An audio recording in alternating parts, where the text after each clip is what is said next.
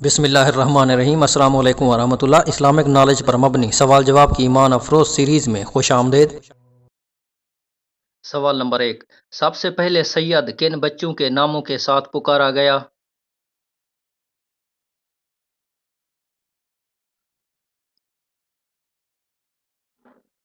حضرت علی رضی اللہ تعالیٰ عنہ اور حضرت بی بی فاطمہ رضی اللہ تعالیٰ عنہا کے بچوں حضرت امام حسن رضی اللہ تعالیٰ عنہ اور حضرت امام حسین رضی اللہ تعالیٰ عنہ کے ناموں کے ساتھ سب سے پہلے لفظ سید پکارا گیا، اور پھر آپ دونوں رضی اللہ تعالیٰ عنہ کی اولاد سید پکاری جانے لگی۔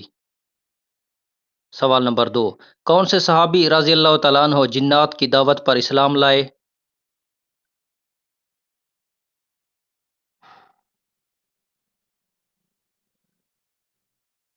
حضرت تمیم بن اوس داری رضی اللہ تعالیٰ عنہ۔ ابو نعیم اصفہانی رحمۃ اللہ علیہ نے حضرت تمیم بن اوس داری رضی اللہ تعالیٰ عنہ کے اسلام قبول کرنے کا یہ واقعہ نقل کیا ہے۔ حضرت تمیم رضی اللہ تعالیٰ عنہ فرماتے ہیں کہ جب نبی آخر الزماں صلی اللہ علیہ وآلہ وسلم مبعوث ہوئے تو میں ملک شام میں تھا۔ میں کسی ضرورت سے شام سے نکلا تو رات ہو گئی۔ میں نے کہا آج رات اس وادی کے بڑے جن کی پناہ لیتا ہوں۔ یہ کہہ کر جب سونے لگا تو ایک پکارنے والے نے کہا اللہ کی پناہ لو، اس لیے کہ جن اللہ کے خلاف کسی کو پناہ نہیں دیتے۔ میں نے اسے اللہ کی قسم دے کر کہا کیا بات ہے؟ تو اس نے کہا محمد صلی اللہ علیہ وآلہ وسلم اللہ کے رسول بن کر مبعوث ہوئے ہیں۔ ہم نے ان کے پیچھے نماز پڑھی ہے مقام حجون میں۔ ہم نے اسلام قبول کیا اور ان کی اتباع کی۔ اب سے جنوں کی چال ختم ہو گئی۔ شہاب ثاقب ان کو مارے گئے، پس تو محمد صلی اللہ علیہ وآلہ وسلم جو رب العالمین کے رسول ہیں ان کے پاس جاؤ اور اسلام لے آؤ۔ حضرت تمیم رضی اللہ تعالیٰ عنہ فرماتے ہیں کہ صبح ہوئی تو میں معبد گیا اور راہب سے پوچھا اور رات کی خبر دی۔ راہب نے کہا جنوں نے تم سے سچ کہا، وہ یعنی حضرت محمد صلی اللہ علیہ وآلہ وسلم حرم سے نکلیں گے اور ہجرت کی جگہ بھی حرم ہوگی۔ وہ خیر الانبیاء ہیں، ان سے کوئی آگے نہیں بڑھ سکتا۔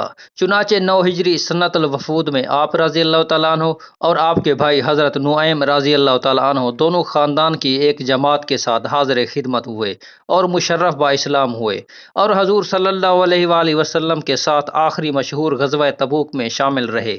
سبحان اللہ۔ سوال نمبر 3، نبی پاک صلی اللہ علیہ وآلہ وسلم نے کس صحابی رضی اللہ تعالیٰ عنہ کی باہر نکلی آنکھ معجزہ سے ٹھیک فرمائی؟